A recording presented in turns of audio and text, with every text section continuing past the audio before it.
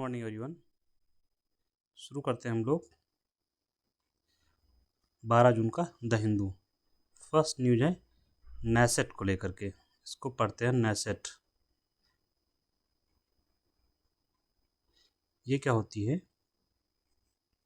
ये है इजराइल की संसद, इजराइल की संसद को कहते हैं नैसेट। न्यूज में क्यों है? क्योंकि वहाँ पर जो प्रधानमंत्री हैं मिस्टर बेंजामिन, क्या नाम है, बेंजामिन नेतान्याहू, ठीक है, इनके खिलाफ एक प्रस्ताव लाया गया था सरकार गिराने के लिए। तो वो सरकार गिराने के लिए लाया गया था प्रस्ताव, वो प्रस्ताव पास नहीं हो पाया। तो आपको यहाँ ये पता हो कि नैसेट क्या है, तो कभी कभी पूछ लिया जाता है एग्जाम में। इजराइल की एक, जैसे एक क्वेश्चन और पूछा जाता है, इजराइल की जो गुप्तचर एजेंसी है उसका नाम है मोसाद। भारत की जैसे गुप्तचर एजेंसी है उसका नाम है रॉ। ये एक्सटर्नल गुप्तचर एजेंसी है। जैसे अमेरिका की है उसका नाम है CIA, और ये अपने पड़ोस में जो पाकिस्तान है उसका क्या नाम है, ISI। ये पाकिस्तान की एजेंसी है। रा हमारी है। रा का full form research and analysis wing. Next news देखते हैं हम लोग।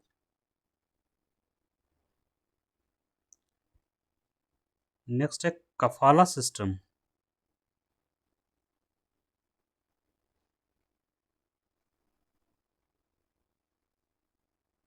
ये क्या है?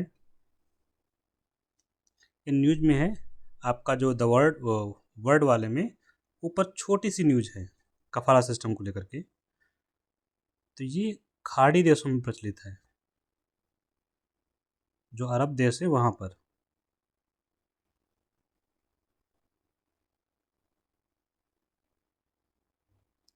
और ये लीगल है,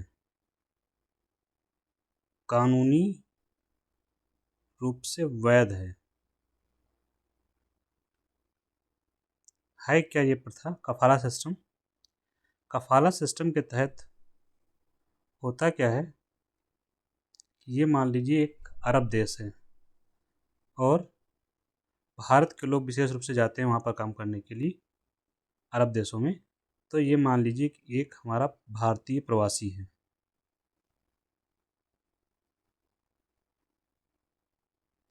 तो ये प्रवासी मजदूर भारत से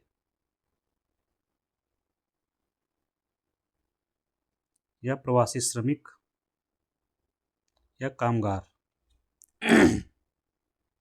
ये मान लीजिए कोई गल्फ कंट्री है, खाड़ी देश।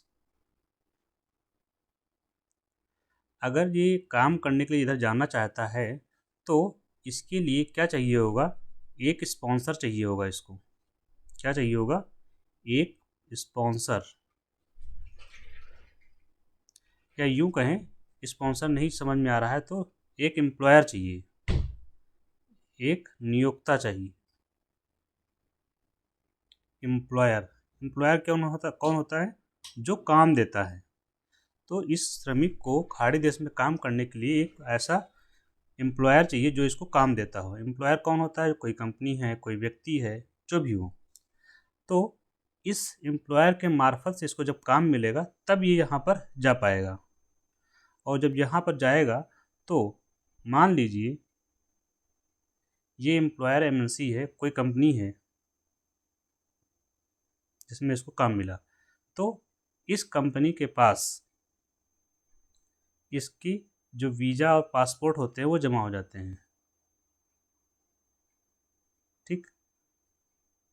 और वो इसी कंपनी में काम करेगा केवल और केवल, मतलब यह अपनी कंपनी बदल नहीं सकता, रोजगार बदल नहीं सकता।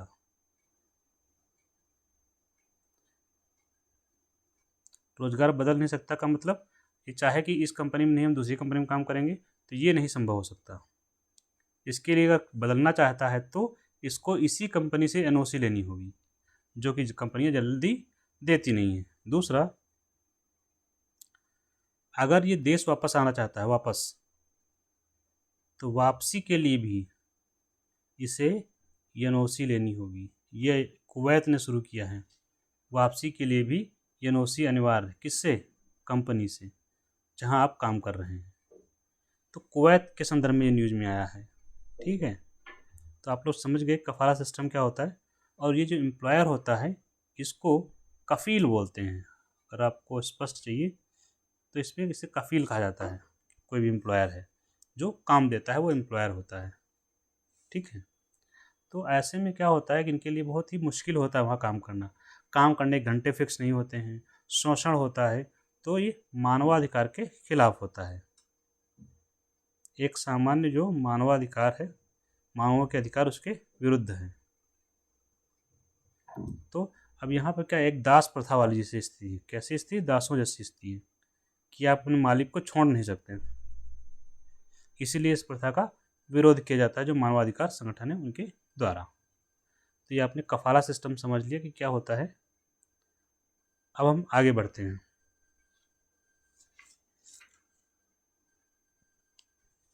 नेक्स्ट है, एक संधि है जिसका नाम है हाई सी ट्रीटी। हाई सी ट्रीटी, ट्रीटी का मतलब होता है संधि, हाई सी मतलब उच्च सागर। ठीक, आपने एक क्या नाम है, ये भारत का मैप आप लोग जानते ही हैं। आपने देखा होगा भारत की सीमा से कुछ दूरी तक होता है SEZ। SEZ नहीं होता है, EEZ होता है। कितना होता है? 200 नॉटिकल माइल। EEZ क्या होता है? Exclusive economic zone.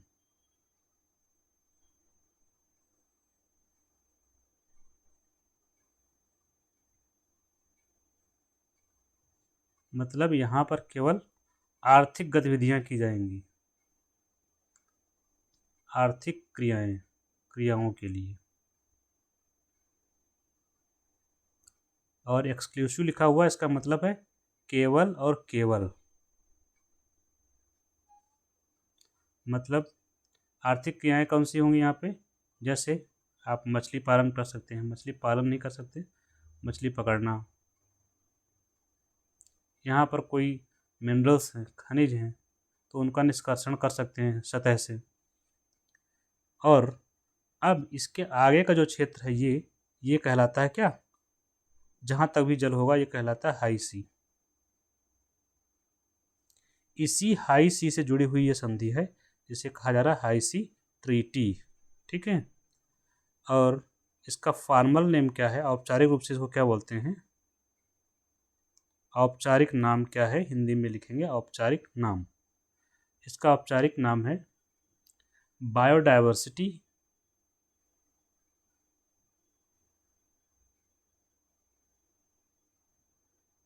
Beyond national जूरिसडिक्शन treaty.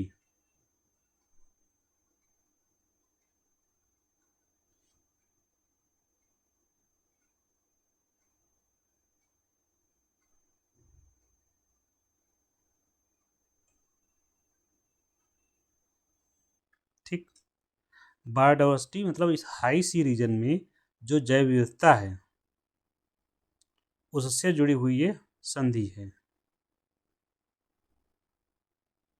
ठीक,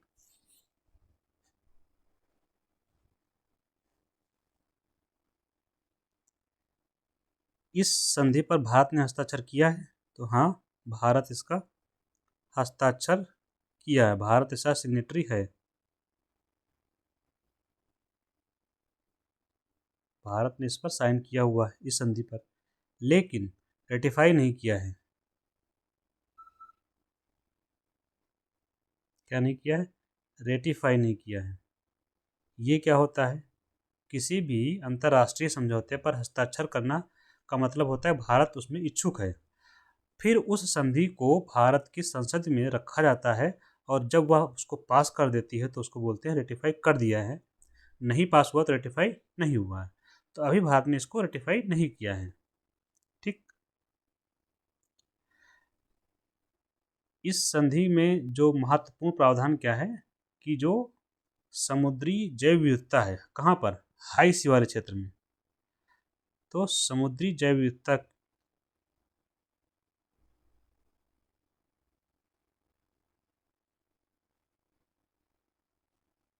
की रक्षा करना। लेकिन यह कंसर्न भारत का क्या है, इस समुद्री जैव विविधता जो है ये, इससे होगा क्या लाभ, सबको लाभ होगा। तो जो लाभ होगा इससे, इसका जो लाभ है वो सबको मिले। किसको मिले, सभी को मिले, सबको इसका लाभ मिले, ना कि किसी एक देश को। ऐसा क्यों, ऐसा इसलिए क्योंकि जो हाई सी वाला जो क्षेत्र है वो किसी एक देश का नहीं है, वो सभी देशों का है। इसलिए जब इस क्षेत्र का कमर्शियल एक्सप्लॉयटेशन किया जाए तो इसका लाभ सभी को मिलना चाहिए, वाणिज्यिक लाभ सबको मिले।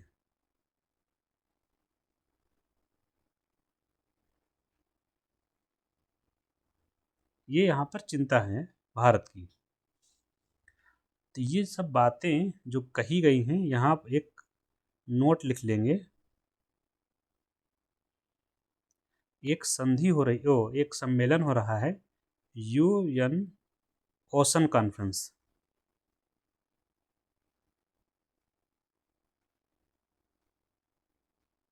संयुक्त राष्ट्र समुद्री सम्मेलन हो रहा है, ये 2025 का ये तीसरा सम्मेलन है। कहाँ हो रहा है, नाइस में, NICE। ये कहाँ है, ये है फ्रांस में। इसको होस्ट कौन कर रहा है, होस्ट मतलब आयोजन, दो लोग कर रहे हैं, एक तो है फ्रांस, दूसरा है कोस्टारिका। ठीक, यहीं पर मंत्री जी हमारे गए हुए मिस्टर जितेंद्र सिंह, अगर मुझे सही नाम याद है, तो उन्होंने इसके बारे में कहा है। वहीं पर इन्होंने एक जिक्र किया है समुद्रयान का। ये समुद्रयान क्या है, इसके बारे में आपको बस बेसिक आइडिया लेते हुए चलना है। समुद्रयान ये भारत का एक मिशन है।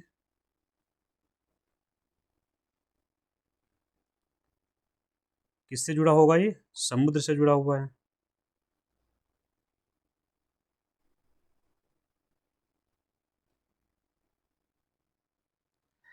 तो समुद्र की, कैसे जुड़ा है, समुद्र की गहराई में जाकर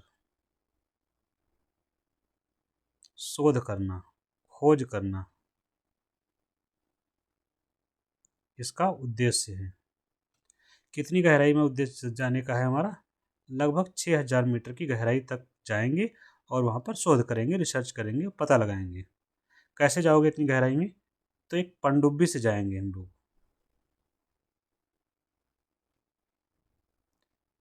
सबमर्सिबल पनडुब्बी से जाएंगे, क्योंकि सबमर्सिबल मिशन है ये।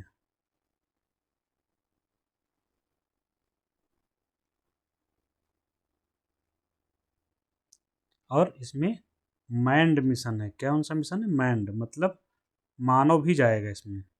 ऐसा नहीं केवल मशीन भेज दें और हम यहाँ घर में बैठ के स्टडी करेंगे, ऐसा नहीं, मानव जनित है, मानव सहित मिशन है। ठीक, तो ये हो गया इसके बारे में कन्वेंशन जो है, बायोडाइवर्सिटी बियॉन्ड नेशनल जुडिशन ट्रीटी। ठीक,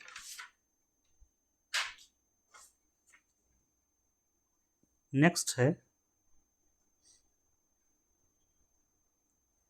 एक एक्सरसाइज है जिसका नाम है खान क्वेस्ट।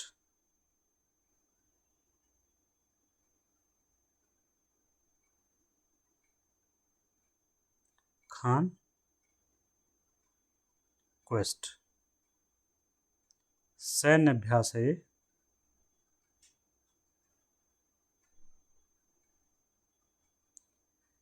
कहाँ हो रहा है, पहली बात ये बहुपक्षीय अभ्यास है, बहुपक्षीय सैन्य अभ्यास है, या इसको बहुपक्षीय कहने या बहुराष्ट्रीय कह सकते हैं। बहुराष्ट्रीय अभ्यास है। इसका मतलब क्या हुआ, इसमें कई देश शामिल हैं इस अभ्यास में। बहुपक्षीय मतलब क्या, बहु मतलब बहुत, पक्ष मतलब कई पक्ष, पक्ष मतलब बहुपक्ष मतलब कई पक्ष, बहुराष्ट्रीय मतलब कई राष्ट्र, कई देश शामिल हैं इसमें, कई देश शामिल हैं।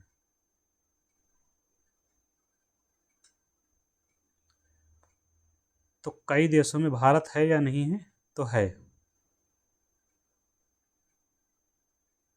ठीक, भारत है। कहाँ हो रहा है यह अभ्यास,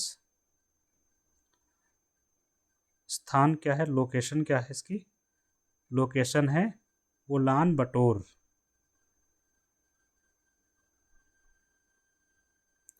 ये कहाँ है, ये है राजधानी किसकी, मंगोलिया की। तो मंगोलिया तो इसमें शामिल होगा ही होगा। आपको याद होगा इससे पहले यही उलन बटोर में एक और अभ्यास हो रहा है यहाँ पर, जिसका नाम है नोमैडिक एलिफेंट। कल परसों हम लोगों ने इसके बारे में पढ़ा था। और यह अभ्यास किन देशों के बीच में है, यह द्विपक्षीय अभ्यास है। मतलब द्विपक्षीय का मतलब दो देश शामिल है, दो पक्ष हैं। द्विपक्षीय सैन्य अभ्यास, द्विपक्षीय में दो पक्ष कौन से, एक तो हो गया मंगोलिया क्योंकि वहाँ हो ही रहा है, दूसरा पक्ष कौन होगा, भारत। तो कभी कभी पूछा जाता है कि नोमैडिक एलिफेंट किसके बीच होता है, तो आप बताइए कि भारत और मंगोलिया के बीच होता है, ठीक। नेक्स्ट है, एक मिशन है X4 mission, AXIOM axiom 4 mission.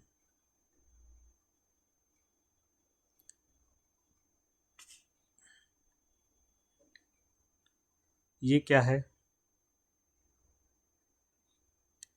एक तो बात ये अंतरिक्ष मिशन है,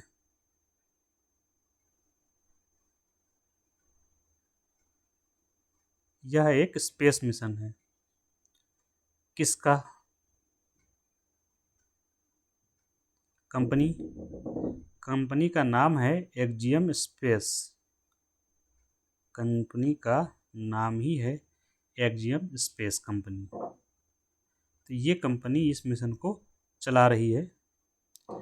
और चूंकि ये कौन सा मिशन है, स्पेस मिशन है, अंतरिक्ष मिशन है।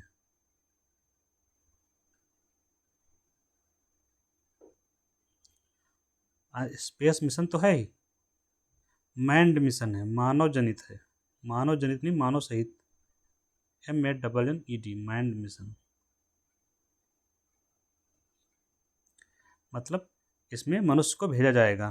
तो मैंड मिशन में मनुष्य को भेजा जाएगा, तो इसमें भारत से भी भेजा जा रहा है। किसको, भारत से जा रहे हैं शुभांशु शुक्ला, इसीलिए हम पढ़ रहे हैं आज शुभांशु शुक्ला,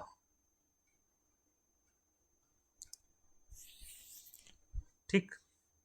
तो ये दूसरे भारतीय होंगे अंतरिक्ष को जाने वाले, दूसरे भारतीय हैं अंतरिक्ष जाने वाले।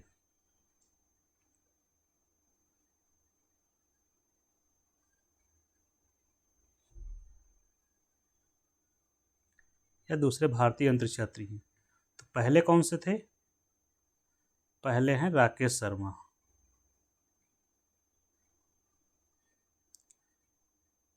आप कंफ्यूज हो रहे होंगे सुनीता विलियम्स या कल्पना चावला से।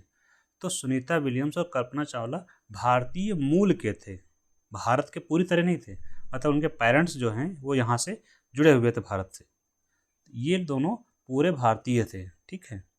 राकेश शर्मा कब गए थे, 1984 में। उस समय प्रधानमंत्री इंदिरा गांधी थी। किसके यान से गए थे राकेश शर्मा, रूस के यान से गए थे, ठीक।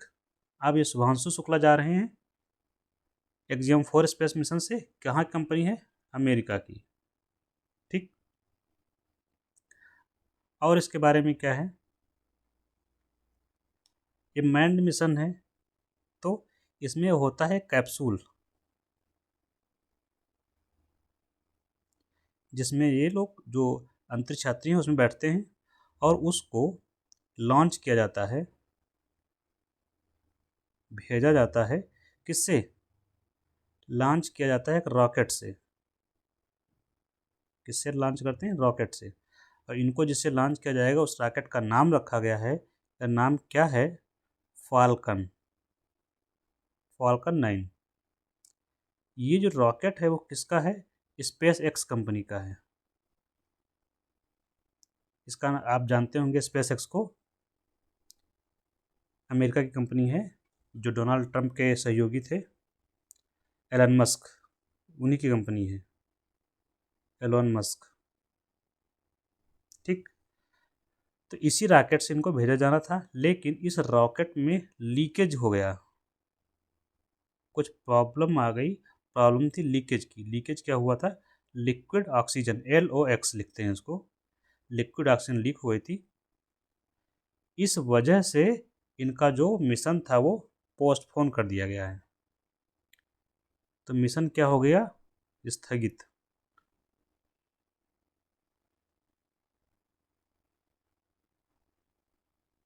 तो ये हो गया पूरा इसका स्टोरी। शुभांशु शुक्ला जो भेजा जा रहा है इनको, इसमें इसरो की सहायता से भेजा जा रहा है। इसरो भारत की स्पेस एजेंसी है, Indian space research organisation, established in 1969। इसकी सहायता से भेजा जा रहा है। कारण क्या है? इससे इसरो को क्या प्राप्त होगा? अनुभव प्राप्त होगा, फर्स्ट हैंड अनुभव प्राप्त होगा। जो शुभांशु को वो अनुभव प्राप्त होगा और इस अनुभव का प्रयोग इसरो करेगा अपने गगनयान में, क्योंकि हम भी अपने अंतरिक्ष यात्री गगनयान के माध्यम से भेजेंगे अंतरिक्ष में, तो उसमें ये काम आएगा। इसलिए शुभांशु का जाना भारत के लिए क्या है? बहुत आवश्यक है। एक और बात यहाँ नोट में रखेंगे, अभी तो पोस्टपोन हो गया है, फिर आगे भेजेंगे ही। तो इस फाल्कन 9 रॉकेट से भेजा जाएगा, लेकिन कहाँ से भेजेंगे? कहीं से तो लॉन्च करना पड़ेगा। लोकेशन क्या है? स्थान क्या है? स्थान है कैनेडी स्पेस सेंटर। कहाँ से भेजते हैं? कैनेडी स्पेस सेंटर, अमेरिका का है ये। और अमेरिका की स्पेस एजेंसी का नाम क्या है? नासा। और ये कहाँ स्थित है? कैनेडी स्पेस सेंटर ये है फ्लोरिडा में है। कहाँ पर है? अमेरिका के फ्लोरिडा प्रांत में है। अब मैं आपको लोकेशन बताता हूँ अमेरिका का फ्लोरिडा प्रांत का।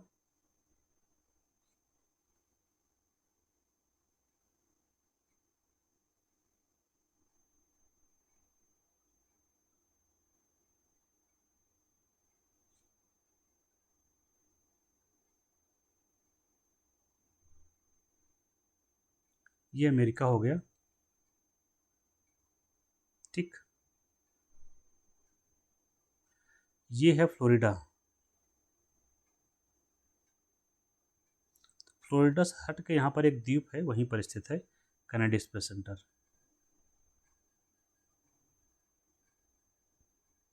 यहीं से लॉन्च किया जाएगा। तो ये हो गया इनके बारे में। उस आइलैंड का, जहाँ आइलैंड है, जिस आइलैंड पर ये, उसका नाम है मेरिट आइलैंड, MERRITT, मेरिट द्वीप है। वहीं से इसको लॉन्च किया जाएगा। तो अब पूरी स्टोरी क्या बनेगी? यहाँ पर एक रॉकेट होगा, मान लीजिए कि यही रॉकेट है। ठीक है। इस रॉकेट के ऊपर हमारा मिशन रखा होगा, जो कैप्सूल, इसी में हमारे शुभांशु जी अंतरिक्ष यात्री होंगे और ये अंतरिक्ष में जाएगा। अंतरिक्ष में अच्छा जाएगा तो करेगा क्या? अंतरिक्ष में जाकर इंटरनेशनल स्पेस स्टेशन से जुड़ना है।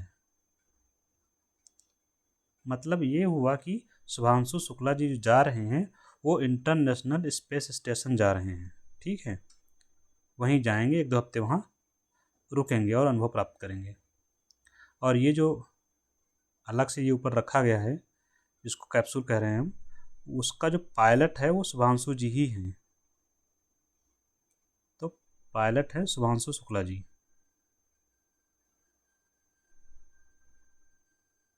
ठीक, तो ये है पूरा एपिसोड, काफ़ी इंपॉर्टेंट है। एग्जाम 4 तो यूपीएससी प्री में पूछा ही गया था क्वेश्चन 2025 वाले में। ठीक है, तो ये एग्जाम 4 का पूरा मिशन हो गया। नेक्स्ट है एक, जैसे किसी एक न्यूज़ है माल्टा की। ठीक है, तो उसी के संदर्भ में चलते हैं जो टेक्स्ट और कंटेक्स्ट में आया हुआ है।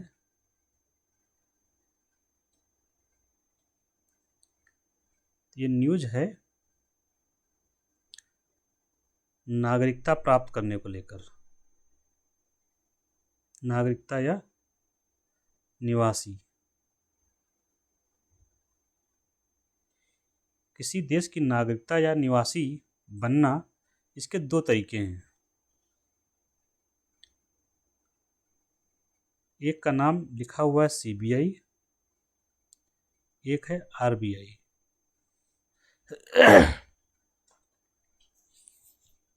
सीबीआई क्या है? सी फॉर सिटीजनशिप, बाई इन्वेस्टमेंट, निवेश के द्वारा नागरिकता। आरबीआई क्या है? Residency by investment.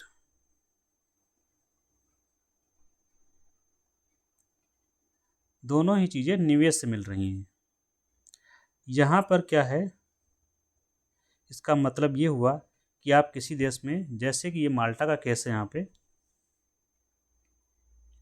तो होता क्या है यहाँ पे, आप वहाँ एक निवेश करिए, उस देश में निवेश करना होता है।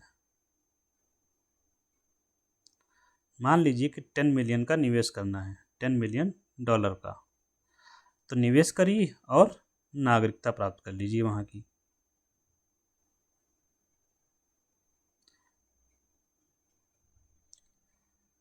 और नागरिक जब आप हो जाते हैं कहीं के, तो आपको सारे नागरिकों के अधिकार मिल जाते हैं, जैसे कि वोट देना, चुनाव लड़ना आदि। ये है रेजिडेंसी। यहाँ पर आप निवासी बनते हैं, निवासी बन जाएंगे कैसे? निवेश के द्वारा। निवेश का मतलब पैसा, वहाँ उस देश में निवेश करिए, उस देश की अर्थव्यवस्था में। एक अमाउंट फिक्स होता है, उतना न्यूनतम आपको करना है। मान लीजिए कि $5 मिलियन है, तो आपको वहाँ रहने के लिए आसानी से सुविधा हो जाएगी। आप रह सकते हैं उस देश में, अपना व्यापार चला सकते हैं, कुछ भी कर सकते हैं, काम कर सकते हैं। लेकिन नागरिकता यहाँ नहीं मिलेगी। भी आपको निवासी बने हैं, निवासी का अगला चरण हो जाएगा नागरिकता। तो ये 2 तरीके होते हैं वैश्विक स्तर पर जो निवेश के द्वारा प्राप्त हो रहे हैं। जैसे कि अभी ट्रंप महोदय ने गोल्डन वीजा स्कीम लॉन्च की थी, वो भी यही है, रेजिडेंसी बाय इन्वेस्टमेंट है। तो माल्टा ने ऐसा किया था। इसमें जो यूरोपियन कोर्ट ऑफ जस्टिस है, ECJ, European court of justice,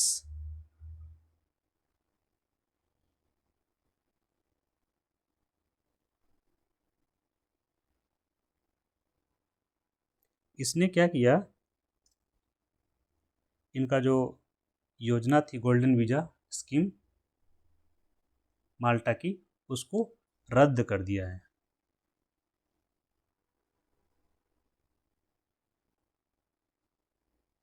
को रद्द कर दिया।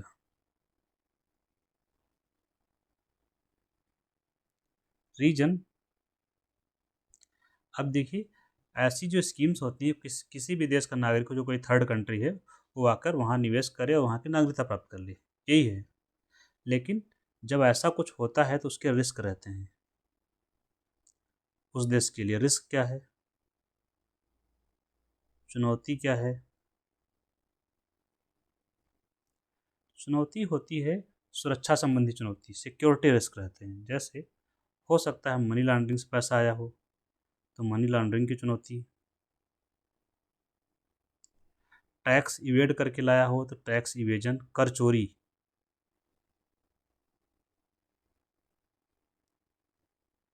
संगठित अपराध की समस्या, हो सकता है वो किसी अपराध से जुड़ा हो, या वहाँ से का पैसा आया है तो वो वहाँ उस देश में भी हो जाएगा, फैलेगा। या हो सकता है भ्रष्टाचार से जुड़ा हो। तो ये सब समस्याएं उसके साथ आती हैं। तो यहाँ पर क्या हुआ, ये जो माल्टा का केस आया है, एक्चुअल माल्टा जो है ईयू का सदस्य है। ईयू यूरोपियन यूनियन का मेंबर है। इसमें कितने देश हैं कुल? 27। तो इसका जैसे 27 देश मान लीजिए ये हैं, ठीक है, ऐसे 27 देश बना लीजिए, इनकी सीमाएं हैं, ठीक। आप मान लीजिए कोई यहाँ रह रहा है, ठीक है, ये सारे देश हो गए ईयू के 27 देश। तो अब इनको यहाँ से इस देश जाने के लिए वीज़ा नहीं लेना पड़ेगा, यहाँ से यहाँ भी जा सकते हैं, यहाँ से यहाँ जा सकते हैं, ऐसे किसी भी देश जा सकते हैं।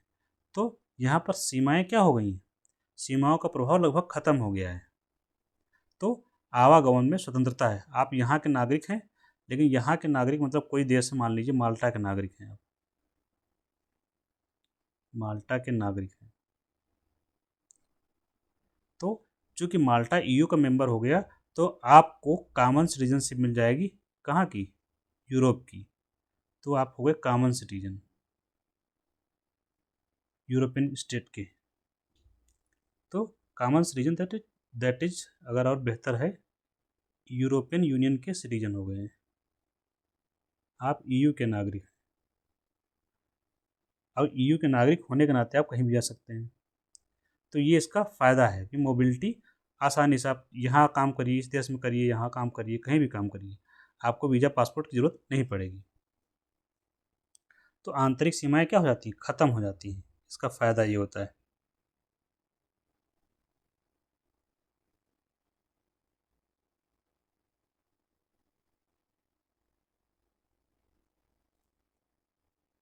और फ़ायदा क्या है? आप काम कर सकते हैं किसी भी देश में, काम कर सकते हैं पूरे यूरोपीय यूनियन में, ये इसका फ़ायदा होता है। तो अभी जो माल्टा ने दिया, तो माल्टा ने अपनी नागरिकता दे दी। अब उसकी नागरिकता जब माल्टा की मिल गई तो वो तो यूरोपियन यूनियन का सदस्य हो जाएगा बाय डिफ़ॉल्ट, क्योंकि माल्टा ईयू का सदस्य है। तो ईसीजे ने कहा कि जो लोग माल्टा या अन्य देशों में सिटीजनशिप के लिए आ रहे हैं, वो उस देश की सिटीजनशिप के लिए नहीं आ रहे हैं, बल्कि इसलिए आ रहे हैं क्योंकि उस देश की नागरिकता मिलने से उनको यूरोपियन यूनियन के बाकी देशों में आने जाने की स्वतंत्रता मिलती है। तो ये जो लाभ है उसकी वजह से आ रहे हैं,